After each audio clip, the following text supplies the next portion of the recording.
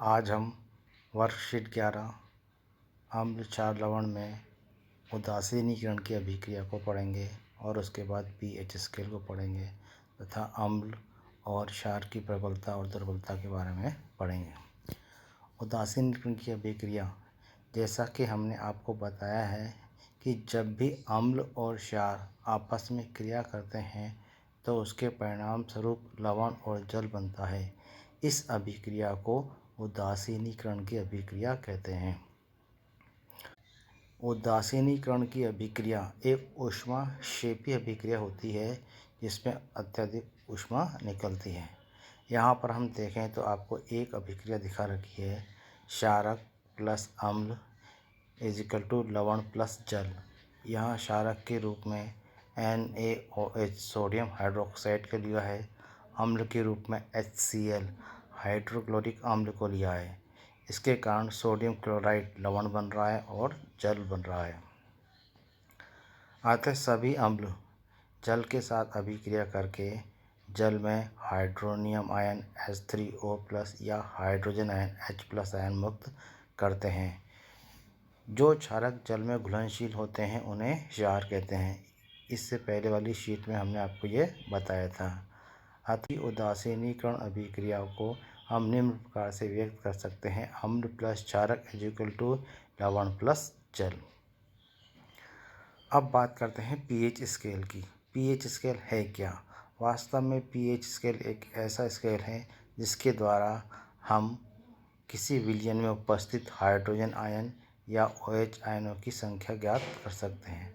सामान्यतः हाइड्रोजन आयनों की संख्या के आधार पर इस पीएच स्केल को बनाया गया है और इसमें उपस्थित हाइड्रोजन आयनों की संख्या के आधार पर किसी अम्ल को प्रबल या दुर्बल या किसी क्षारक को प्रबल या दुर्बल कहा जा सकता है।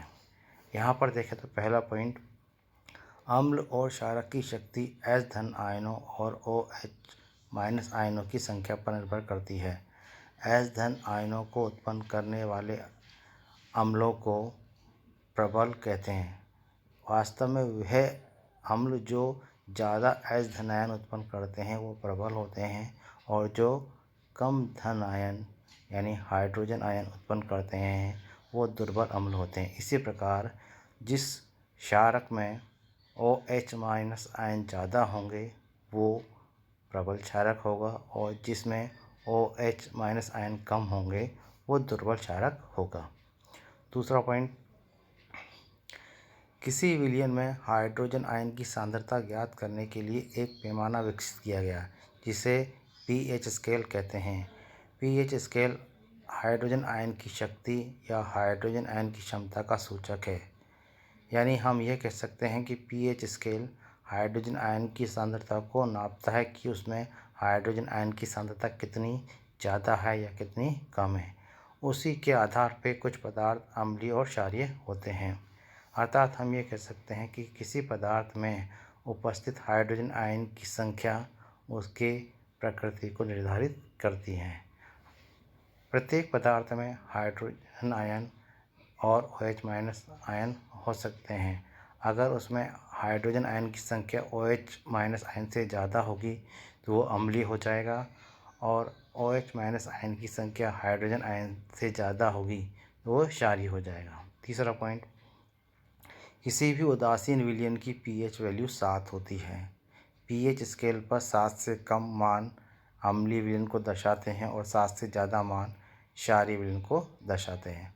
यानी पीएच की जो वैल्यू होती है वो 0 से लेके 14 तक होती है। इस पीएच वैल्यू में मध्य मान जो 7 है वो उदासीन विलयन को दर्शाता है। अर्थात ये विलयन ना तो अम्लीय होगा और ना ही क्षारीय होगा। 7 से कम जितनी भी पीएच वैल्यू वाले विलयन होंगे वो सारे विलयन अम्लीय प्रवृत्ति के होंगे और 7 से ज़्यादा वाले जितने भी विलयन होंगे वो क्षारीय प्रकृति के होंगे। अब बात आती है कि कौन सा अम्ल प्रबल होगा और कौन सा दुर्बल और कौन सा क्षारक प्रबल होगा और कौन सा दुर्बल। यहाँ पर हम देखें तो प्रबल अम्ल, प्रबल क्षार, दुर्बल अम्ल और दुर्बल क्षार के बारे में आपको बताया गया है। पहले बात करते हैं प्रबल अम्ल की। प्रबल अम्ल जलीय विलयन में पूर्णतः वियोजित हो जाते हैं, अर्थात जब इनको जलीय विलयन में मिलाया जाएगा तो ये पूर्ण रूप से वियोजित होकर हाइड्रोजन आयन में मुक्त हो जाएंगे। अर्थात इन विलयनों में हाइड्रोजन आयन की सांद्रता अधिक होती है। यहाँ पर कुछ प्रबल अम्ल के उदाहरण दे रखे हैं, जैसे HCl, H2SO4, HNO3। दुर्बल अम्ल की बात करें तो ये जलीय विलयन में आंशिक रूप से वियोजित होते हैं, अर्थात कम संख्या में हाइड्रोजन आयन देते हैं, अर्थात इनके विलयन में हाइड्रोजन आयन की सांद्रता कम होती है। यहाँ एग्जाम्पल दे रखा है CH3COOH एसिटिक अम्ल, जिसे हम सिरका के नाम से भी जानते हैं, और H2CO3 कार्बनिक अम्ल। अब बात करते हैं क्षार की। प्रबल क्षार वह क्षार हैं जो जलीय विलयन में पूर्ण रूप से वियोजित हो जाते हैं और आयन देते हैं। इसमें OH माइनस आयन की सांद्रता अधिक होती है। प्रबल अम्ल के एग्जाम्पल आपको यहाँ दे रखें NaOH और KOH। दुर्बल अम्ल की बात करें तो ये आंशिक रूप से वियोजित होंगे, अर्थात इनके विलयन में OH माइनस आयन की सांद्रता कम होगी। एग्जाम्पल यहाँ आपको दे रखा है NH4OH। इसके अलावा CaOH का होल टू H भी एक प्रकार का दुर्बल अम्ल है।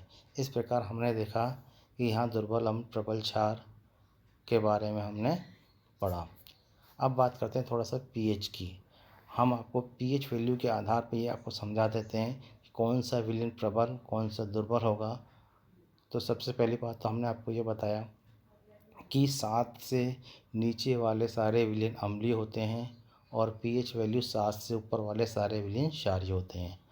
अब दो विलयन अगर अम्लीय हैं तो उन दोनों विलयनों में कौन सा अम्ल प्रबल होगा और कौन सा दुर्बल होगा, ये हम pH वैल्यू के आधार पर आसानी से ज्ञात कर सकते हैं। 7 से नीचे जाने पर यानी कम होने पर अम्ल की प्रबलता बढ़ती है, जबकि क्षारक में इसका उल्टा होता है, 7 से ऊपर जाने पर क्षारकता बढ़ती है। अर्थात वह विलयन जिसमें pH वैल्यू कम होगी अम्ल के लिए और दूसरे विलयन की ज़्यादा होगी, तो कम pH वाला जो विलयन होगा वो प्रबल अम्लीय होगा और ज़्यादा pH वाला विलयन दुर्बल अम्ल होगा। फॉर एग्जांपल, अगर दो पदार्थ हैं जिनकी विलयन की pH 4 और 5 है, तो जिस विलयन की pH 4 है वो प्रबल अम्ल होगा और जिस विलयन की pH 5 है वो दुर्बल अम्ल होगा। इसके विपरीत क्षार में उल्टा होता है। क्षार में अगर दो विलयन हैं, इसमें एक की pH 8 और एक की 11 है, तो जिस विलयन की pH 11 है वो प्रबल क्षार होगा और जिस विलयन की pH 8 है वो दुर्बल क्षार होगा। इस प्रकार pH के आधार पर अम्ल और क्षारकता की प्रबलता को समझा। अब यहाँ अभ्यास प्रश्न करते हैं। पहला प्रश्न, आपके पास A और B दो विलयन हैं। विलयन A का pH 6 है और विलयन B का pH 8 है।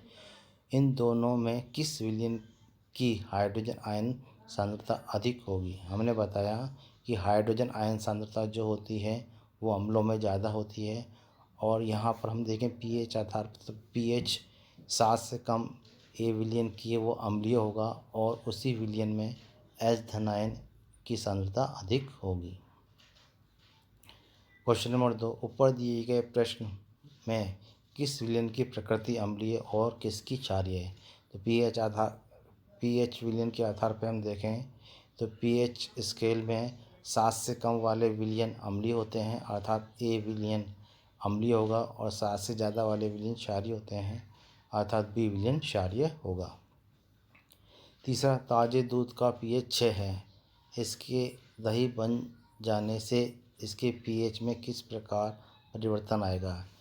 ताज़ा दूध जो होता है वो ना तो इतना खट्टा होता है, लेकिन जब वो दही बन जाता है तो वो ज़्यादा खट्टा हो जाता है, अर्थात वो और अधिक प्रबल अम्ल में बदल जाता है। इसलिए हम ये कह सकते हैं कि ताज़ा बना हुआ जो दही है उसकी pH 6 से कम हो जाएगी, क्योंकि वह दूध की तुलना में ज़्यादा खट्टा है।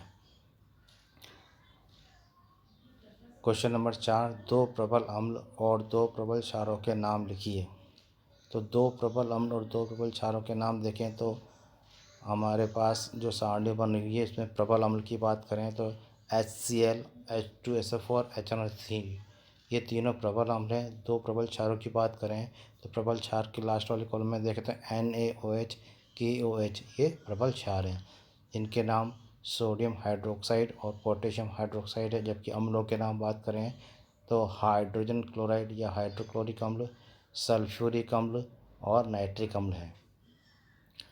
क्वेश्चन नंबर 5, शुद्ध जल का pH 7 होता है, इसकी प्रकृति क्या होगी। हमने बताया कि pH स्केल में जिस विलयन की pH 7 होती है उसमें हाइड्रोजन आयन और OH माइनस आयनों की सांद्रता बराबर होती है, अर्थात ये किसी भी प्रकृति का ना होकर उदासीन प्रकृति का होता है।